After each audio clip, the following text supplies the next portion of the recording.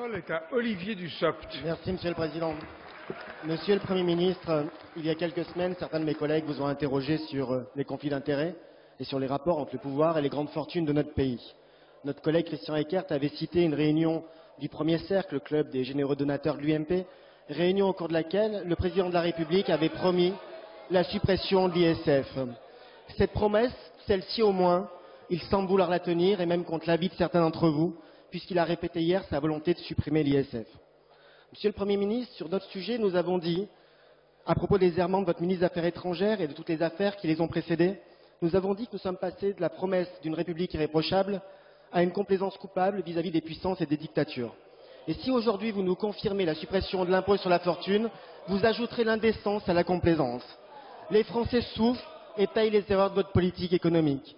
Erreurs dans la gestion de la crise, erreurs et injustices dans vos choix, avec un chômage au plus haut, 15% des Français sous le seuil de pauvreté, des prix qui augmentent sans cesse, le gaz, l'électricité, les transports, et j'en passe, des aides sociales qui diminuent, des associations caritatives qui sont débordées, et le rapport de la Fondation Abbé Pierre qui souligne la crise sociale que traverse dans notre pays. Alors que dans le même temps, vous et votre gouvernement semblez vous complaire dans un décalage indécent.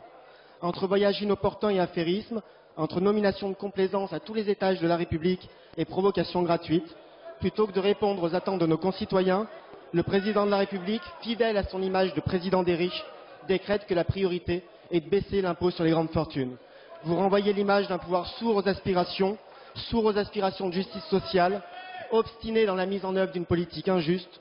Est-ce que vraiment baisser l'impôt sur les grandes fortunes est votre priorité? Ne nous dites pas que les socialistes allemands l'ont fait, c'est Helmut Kohl, chancelier de droite, qui l'avait décidé en 97. Mais ma question aujourd'hui est très simple. Allez-vous faire encore un cadeau fiscal supplémentaire aux ménages les plus favorisés de notre pays? Monsieur le porte-parole du gouvernement, ministre du Budget. Monsieur le Président, Mesdames et Messieurs les députés, Monsieur le député Dussopt, très bien, acceptons Helmut Kohl, l'Allemagne, retenons ensemble que cet exemple n'est pas pertinent, prenons l'exemple espagnol. Monsieur Zapatero est socialiste, il a supprimé l'impôt sur les grandes fortunes.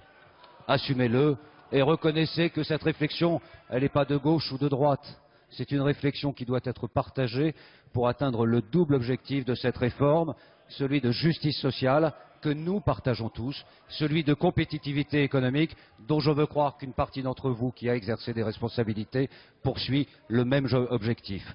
Je vous remercie à travers